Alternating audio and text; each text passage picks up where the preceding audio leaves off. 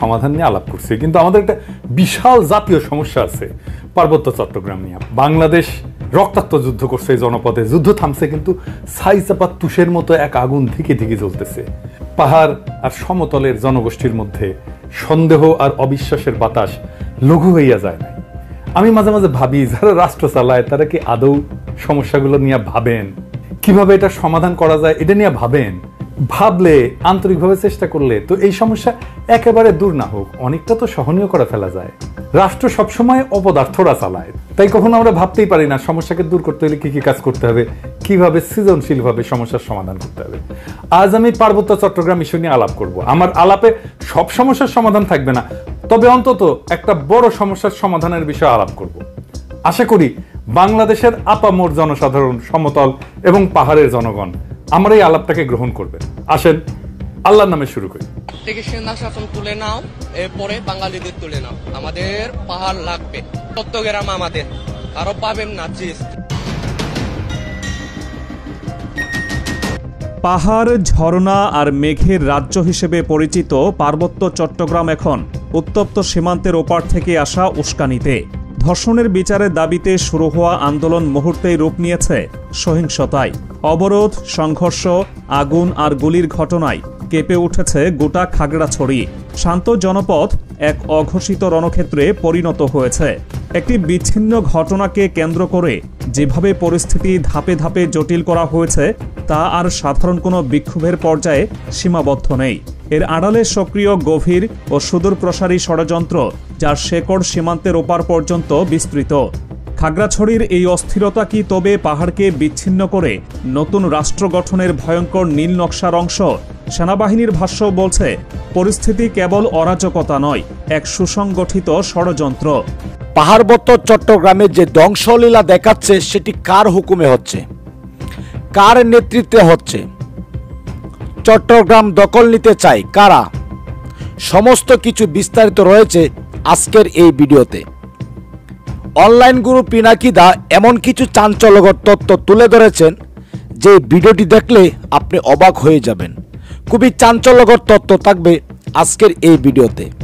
একমাত্র ভারতের হুকুমেই সেই খাগড়াছড়িতে সেনাদের উপর এবং নিরীহ মানুষদের ঘরবাড়িতে আগুন ধরানো হয়েছে।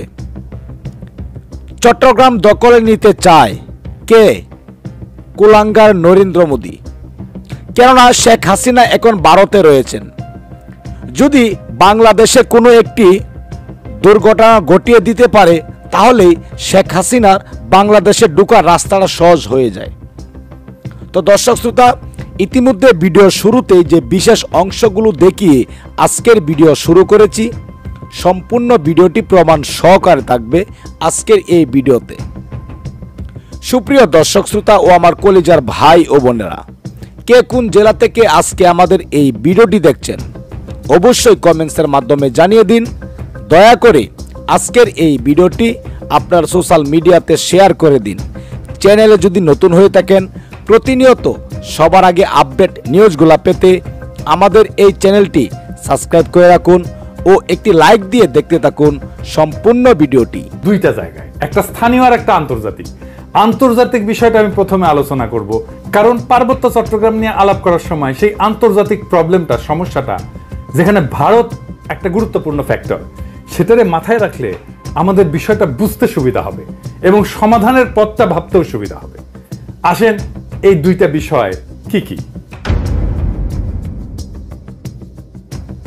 ভারত মনে করতো যে পার্বত্য চট্টগ্রামের নাগা এবং মিজো বিদ্রোহীরা লুকায় আছে এবং তাদেরকে পাকিস্তানের গোয়েন্দা সংস্থা আইএসআই সাহায্য করে। তো এইটার পাল্টা কর্মসূচি নেয় ইন্ডিয়া, যে পূর্ব পাকিস্তানকে দেশটার রাজনৈতিক মূল অংশ থেকে বিচ্ছিন্ন করবে। তো ভারত এইটার উল্টা কর্মসূচি নেয় যে পূর্ব পাকিস্তানকে পশ্চিম পাকিস্তানকে বিচ্ছিন্ন করবে এবং এই কর্মসূচি নিয়ে আগায় যেতে থাকে। এবং এইটা নিয়ে আগায় যাওয়ার জন্য তাদের গোয়েন্দা মানে রকে সবুজ সংকেত দেয় ভারতীয় নীতি নির্ধারকেরা। অনেক পরে ভারতের গোয়েন্দা সংস্থা র, তার কর্মকর্তা বি রমন এই সম্পর্কে বলছেন যে এই যে পূর্ব পাকিস্তান থেকে ভারতের উত্তর পূর্বাঞ্চলে আইএসআই চালানো কার্যক্রমের অবসান ঘটাইতে ইন্দিরা গান্ধী পূর্ব পাকিস্তানের বাংলাভাষীদেরকে পাকিস্তান থেকে বিচ্ছিন্ন হওয়া এবং বাংলাদেশ নামে একটা পৃথক রাষ্ট্র প্রতিষ্ঠার ব্যাপারে সহায়তা করতে হবে, এই সিদ্ধান্ত নেয়। এটা বি রহমানের বই লেখা আছে। তো ভারতীয় তরফ থেকে বাংলাদেশের মুক্তিযুদ্ধের সংশ্লিষ্টতার একটা বড় উপাদান ছিল একটা বিশেষ বাহিনীকে পার্বত্য চট্টগ্রাম দিয়ে অপারেশনে পাঠানো। এই বিশেষ বাহিনীর নাম ছিল special frontier force. General Uban ছিল এই ফোর্সের প্রথম ইন্সপেক্টর জেনারেল। 1962 সালের শেষ দিকে এই ফোর্সটা গড়ে উঠছিল। 71 সালে এই জেনারেল উবানি ছিলেন মুজিব বাহিনীর প্রশিক্ষক। মুজিব বাহিনী কি জানেন তো? ছাত্রলীগ, যুবলীগ আর আওয়ামী লীগের যৌথ গেরিলা বাহিনী। এরা কিন্তু যুদ্ধ করেনি, আর আজকে তারা মুক্তিযুদ্ধের সিপাহসালার হয়ে গেছে। শুধু তাই না, উবান ছিল রক্ষী বাহিনীরও প্রশিক্ষক। তাইলে বুঝতে পারতেছেন তো যে ইন্ডিয়ার প্ল্যানটা কি এবং কিভাবে সে প্ল্যানগুলো সাজাচ্ছে তার আশেপাশে। এবং পার্বত্য চট্টগ্রামে যখন 71-এর চূড়ান্ত অপারেশন হয়েছিল, তখন মুজিব বাহিনী না, স্পেশাল ফ্রন্টিয়ার ফোর্স নামে ওই আনকনভেনশনাল বাহিনীকেও ভারতীয়রা পার্বত্য চট্টগ্রাম দিয়ে বাংলাদেশে ঢুকায় দেয়। এবং এই স্পেশাল ফ্রন্টিয়ার ফোর্স অনেক দিন থাকে, এমনকি 1975 পর্যন্ত থাকে পার্বত্য চট্টগ্রামে। তো এই ফোর্সের দায়িত্ব কি ছিল? যে পার্বত্য চট্টগ্রামে যে ভারত নিয়ন্ত্রিত মিজোরাম এবং নাগাল্যান্ডের স্বাধীনতা সংগ্রামী আছে তাদেরকে খুঁজে বের করে এবং নিশ্চিহ্ন করা। এখানেই শেষ না, এই স্পেশাল ফ্রন্টিয়ার ফোর্সের সাথে মুজিব বাহিনী পার্বত্য চট্টগ্রাম দিয়ে যখন অভিযান শুরু করে, এটা নভেম্বরের শেষ দিকে। এরা ত্রিপুরা রাজ্য থেকে পার্বত্য চট্টগ্রামের পানছড়িতে প্রবেশ করে নভেম্বরের শেষে। একদল চাকমা তাদেরকে অভ্যর্থনা জানাইতে যায়, মনে করছে তাদের মুক্ত করতে আসছে। এই জন্য একটা খাসিও নিয়ে গেছিল বেচারারা। আহারে, মুজিব বাহিনী ও স্পেশাল ফ্রন্টিয়ার ফোর্স এই সদস্যদের খাসিটা নিছে, কিন্তু অভ্যর্থনাকারী সবাইকে হত্যা করছিল। তারপর তারা পানছড়ির পাহাড় গ্রামগুলোতে হামলা শুরু করে, বাড়িঘর লুটপাট করে, আগুন লাগায় দেয়, সামনে যাকে পায় তাকেই হত্যা করে এবং মেয়েদেরকে ধর্ষণ করে। তাদের হামলায় পানছড়িতে ওই দিনই নিহত হয়েছিল 32 জন নিরীহ পাহাড়ি। তারপর তারা পানছড়ি থেকে খাগড়াছড়ির দিকে রওনা হয় এবং যাওয়ার পথে 176টা বাড়িঘর জ্বালায় দেয়। 14 ডিসেম্বরেও তারা 22 জনকে হত্যা করে। এই ছিল আওয়ামী লীগের মুজিব বাহিনীর মুক্তিযুদ্ধ। এটাই তাদের কন্ট্রিবিউশন। বাংলাদেশ থেকে ভারতীয় সামরিক বাহিনী চলে যাওয়ার সময় তাদের সেনাবাহিনীর এই স্পেশাল ফ্রন্টিয়ার ফোর্সকে রেখে দেওয়া হয় কক্সবাজারে। 72 সালের জুলাই পর্যন্ত পার্বত্য চট্টগ্রামে অপারেশন চালায়, তারপরে তারা প্রত্যাবর্তন করে। কিন্তু সবাই যে চলে গেছিল তা কিন্তু না, কারণ মুজিব যেদিন জয় বাংলা হয় না 1975-এ, ওই সময় পার্বত্য চট্টগ্রামে অপারেশন চালানো একটা ভারতীয় হেলিকপ্টার বিধ্বস্ত হয়। রেকর্ড রে ভাই। মুজিব মূলত পার্বত্য চট্টগ্রামকে ভারতের হাতে তুলে দিছিল। আমি আর সেই ইতিহাসে গেলাম না, কিন্তু এখন পার্বত্য চট্টগ্রাম নিয়ে ইন্ডিয়ার পরিকল্পনাটা কি? ইন্ডিয়ার একটা দুর্বল জায়গা আছে, চিকেন নেক, তাই না? আপনারা জানেন, যেটা দখল নিতে পারলে 7 সিস্টার জয় বাংলা হয়ে যাবে, আলাদা হয়ে যাবে। ইন্ডিয়া সেটা নিয়ে সবসময় একটা প্যারার মধ্যে থাকে। আমাদেরও একটা উইক জায়গা আছে, সেটা হইতেছে ফেনী, যা আমাদের বাংলাদেশ মূল ভূখণ্ডের সাথে পার্বত্য চট্টগ্রামকে যুক্ত করছে। ওই জায়গা দিয়া পার্বত্য চট্টগ্রামকে যদি আলাদা করে দিতে পারে ইন্ডিয়া, তাইলে চিকেন নেক নিয়ে তার না ভাবলেও চলবে। মুফতে একটা সমুদ্র বন্দর পাওয়া যাবে। তাই সে পার্বত্য চট্টগ্রামের সবসময় বিচ্ছিন্নতাবাদীদেরকে অকাতরে সাপোর্ট দেয়।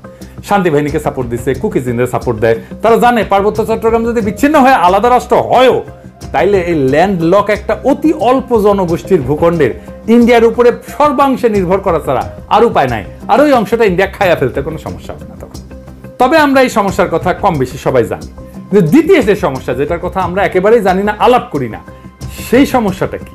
আসেন সেটা নিয়ে আলাপ করি। এটা খুবই জটিল এবং কম আলোচিত সমস্যা। এই প্রসঙ্গে আমি আর একটা আলোচনা করে নিই, আপনাদের বুঝতে সুবিধা হবে। হংকং আর চায়না মেনল্যান্ড, এই দুইটা ভূখণ্ড কিন্তু একই দেশের হইলে সিস্টেম আলাদা, অর্থনৈতিক সিস্টেম আলাদা। হংকং অশান্ত না? আপনি একই দেশের দুইটা সিস্টেম করলে সেটা অশান্তির একটা বীজ হয়ে থাকে, যদি খুব ভালোভাবে ম্যানেজ করা না যায়। কারণ দেশ বা রাষ্ট্র একটা শরীরের মতো, এটার একটা রাজনৈতিক অর্থনৈতিক সংহতির দরকার পড়ে। ইকোনমিক সিস্টেম আলাদা হইলে রাজনৈতিক সংহতি রক্ষা করা দূর হয়ে যায়। কেন? মার্কস বলছেন যে রাজনীতি হচ্ছে অর্থনীতির একটা ঘনীভূত রূপ। অর্থনীতি যেমন, সেটাই রাজনীতি হইয়া দেখা দেয়। কথাটা খুবই সত্য কথা। একটা দেশের ইকোনমি যেমন, তার রাজনীতিটাও তেমন। এটা নিয়ে পরে আবার বিস্তারিত আলাপ করা যেতে পারে, কিন্তু আপাতত আজকাল আলাপের জন্য এইটুকু জানলেই চলবে। পার্বত্য চট্টগ্রামের ইকোনমি কি আলাদা? হ্যাঁ, আলাদা। ওদের ইকোনমি ভূমি নির্ভর। ওদের বর্তমান ভূমির মালিকানা ব্যবস্থা খুবই জটিল এবং বহুমুখী একটা কাঠামোর উপর প্রতিষ্ঠিত, যা ঐতিহাসিক, সামাজিক, সাংস্কৃতিক এবং প্রশাসনিক অনেকগুলো কারণের মিশ্রণ। 3টা স্তরে এদের ভূমি ব্যবস্থাপনা। 1 নাম্বার, ঐতিহ্যবাহী ভূমি মালিকানা ব্যবস্থা। এটাই সবচেয়ে বড় ভূমি ব্যবস্থাপনা। আনুমানিক 50 থেকে 60% ভূমি এই ঐতিহ্যবাহী ব্যবস্থাপনার আওতায় পড়ে। কেমন সেটা? এইটা গোষ্ঠীভিত্তিক মালিকানা, কোনো ব্যক্তি মালিকানায় না। পার্বত্য অঞ্চলের প্রধান জনগোষ্ঠী যেমন চাকমা, মারমা, ত্রিপুরা এবং অন্যান্য গোষ্ঠীগুলা তাদের নিজস্ব ঐতিহ্যবাহী ভূমি ব্যবস্থাপনা পদ্ধতি অনুসরণ করে। এই ব্যবস্থায় জমির মালিকানা সাধারণত পরিবার বা গোষ্ঠীর মধ্যে থাকে। এটা একটা মৌখিক ঐতিহ্য, লেখাপড়া কিন্তু নাই, কোনো দলিল নাই। জমি ভোগ, দখল এবং ব্যবহার করার অধিকার আছে, কিন্তু সেটা আইনগতভাবে নথিভুক্ত না। জুম চাষ হয় না পাহাড়ে, এই জুম চাষের জন্য যে ভূমি সেইটা কিন্তু এই ঐতিহ্যবাহী কৃষি পদ্ধতি এবং এই ভূমি মালিকানায়। এখানে জমি ব্যক্তিগত মালিকানা না, বরং গোষ্ঠীগত মালিকানায় পরিচালিত হয়। 2 নাম্বার মালিকানা হচ্ছে সরকারি ভূমি মালিকানা। সরকার যেটাকে রিজার্ভ বন ঘোষণা করছে, এটা সরকারের মালিকানা। পার্বত্য চট্টগ্রামের একটা বড় অংশ আমরা জানি যে রিজার্ভ ফরেস্ট বা সংরক্ষিত বন হিসাবে ঘোষিত। এই ভূমি বন বিভাগ দিয়ে নিয়ন্ত্রিত এবং চাষাবাদ এবং বসতি স্থাপন এখানে নিষিদ্ধ। তবে আপনারা জানেন যে পার্বত্য চট্টগ্রামের অধিবাসীরা ঐতিহাসিকভাবে বনের মধ্যে চাষাবাদ করে এবং বসতি স্থাপন করে। তো সরকার যদি নিষিদ্ধ করে দেয়, তাহলে তাদের ঐতিহাসিকভাবে চাষাবাদের পদ্ধতি ছিল সেটা নষ্ট হয়ে যায় না? এটা মাথার মধ্যে নাই এদের। কিন্তু এটা একেবারে বন্ধ হয়নি। এই সংরক্ষিত বন এলাকায় অনেক বসতি আছে জনগণের এবং ঐতিহ্যগতভাবে এই ভূমি তারা ব্যবহার করে। এইটাও একটা ভূমি বিরোধের অন্যতম কারণ। 3 নম্বর হচ্ছে সরকারি প্রকল্প। কাপ্তাই হ্রদ বাঁধ প্রকল্পের জন্য ব্যাপক ভূমি অধিগ্রহণ করা হয়েছিল, যা স্থানীয় জনগণের ভূমি হারানোর অন্যতম কারণ হয়ে দাঁড়িয়েছে। আমরা এই প্রসঙ্গে সমাধান পর্বে আলাপ করব। আনুমানিক 25 থেকে 30% ভূমি সংরক্ষিত বনাঞ্চলের অধীনে রয়েছে।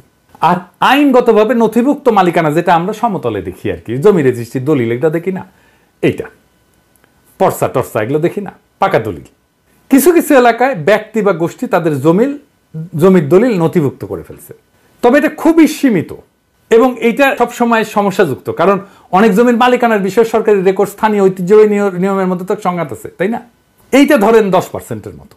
এই ভূমি ব্যবস্থাপনার মূল সমস্যাটা কি? সমস্যা হচ্ছে যে পার্বত্য জনগোষ্ঠী তাদের এই ঐতিহ্যগত নিয়মে জমি ভোগ দখল করলেও সরকারি আইনে তো স্বীকৃত না এটা। তারপর ধরেন উন্নয়ন প্রকল্প, যেমন কাপ্তাই জল বিদ্যুৎ কেন্দ্র এবং সমতলে অনেক মানুষ আসছে পার্বত্য অঞ্চলে, ফলে স্থানীয় জনগণের জমি হারানোর ঘটনা ঘটছে। আবার আরেকটা জিনিস বললাম যে রিজার্ভ সংরক্ষিত বন এবং কৃষি জমি নিয়ে যে সংঘাত, ওইখানে তারা বসতি স্থাপন করে, ওখানে কৃষি কাজ করে। সমতলের অনেকে বলে যে আমরা কেন পার্বত্য চট্টগ্রামে গিয়ে জমি কিনতে পারবো না, ওরা তো এসে সমতলে জমি কিনতে পারে। সমস্যা বুঝছেন তো? আপনি কার কাছ থেকে জমি কিনবেন? দলিলই তো নাই, দলিল তো মুখে মুখে। মালিকানা তো ব্যক্তির না রে ভাই, মালিকানা সামাজিক এবং প্রায় 60% জমির মালিকানা এরকম। তো এই বাস্তবতাটা তো বুঝতে হবে। দেখেন এই সমস্যার সমাধান কি? 1 country 2 system ব্যবস্থা আমাদের চালাইতে হবে ততদিন পর্যন্ত যতদিন না ব্যাপক সংখ্যাগরিষ্ঠ পাহাড়িরা এই সিস্টেম বদলানোর জন্য দাবি না করে। আমরা এই ব্যবস্থার জন্য হংকং এর অভিজ্ঞতা, স্কটল্যান্ড, উত্তর আয়ারল্যান্ডের অভিজ্ঞতা কাজে লাগাতে পারি। এইটা করে ঐতিহ্যবাহী ভূমি ব্যবস্থাকে আইনি স্বীকৃতি দিতে পারি এবং পুরো পার্বত্য চট্টগ্রামকে আমরা গ্রিন ইকোনমির আওতায় আনতে পারি। তাহলে আমাদের এই 1 country 2 সিস্টেমটা ভালোভাবে বাস্তবায়ন করা যাবে। অর্থনৈতিক উন্নয়ন আর স্বাতন্ত্র্য 2 লক্ষ্যই অর্জিত হবে। পার্বত্য চট্টগ্রামে ব্যাপক অর্থনৈতিক উন্নয়ন করলে, পাহাড়িদের আয় আর জীবনযাত্রার মান বাড়াইলে বেশিরভাগ সমস্যার সমাধান হয়ে যাবে। আসলে এই গ্রিন ইকোনমিটা কি আর কিভাবে এটা ইমপ্লিমেন্ট করা যায় সেটা দেখি, বাস্তবায়ন করা যায়। গ্রিন ইকোনমি হলে এমন একটা অর্থনৈতিক ব্যবস্থা যা পরিবেশকে রক্ষা করবে, টেকসই উন্নয়নকে প্রাধান্য দেবে এবং এইটাই প্রাকৃতিক সম্পদের সঠিক ব্যবস্থাপনা, পরিবেশ বান্ধব প্রযুক্তি ব্যবহার এবং সবুজ কর্মসংস্থান তৈরির মাধ্যমে অর্থনৈতিক উন্নয়ন এবং পরিবেশ রক্ষার মধ্যে একটা ভারসাম্য আনবে। এবং আমরা পার্বত্য চট্টগ্রামকে যদি একটা সংরক্ষিত এলাকা বলে ঘোষণা দিয়ে গ্রিন ইকোনমির আওতায় নিয়ে আসি, তাহলে অনেকগুলো সুবিধা পাওয়া যাবে। স্বাতন্ত্র্য রক্ষা তো হবেই, পাশাপাশি অর্থনৈতিক উন্নয়ন সম্ভব হবে। সুবিধাগুলো এক এক করে আলোচনা করি। যেমন ধরেন, প্রাকৃতিক সম্পদের সংরক্ষণ করা যাবে। সংরক্ষিত এলাকায় অরণ্য, বন্যপ্রাণী এবং জীববৈচিত্র্য রক্ষার জন্য সঠিক ব্যবস্থাপনা গড়ে তোলা সম্ভব হবে এবং এর ফলে টেকসই একটা বন ব্যবস্থাপনা, যেটাকে সাস্টেনেবল বন ব্যবস্থাপনা বলা হয়,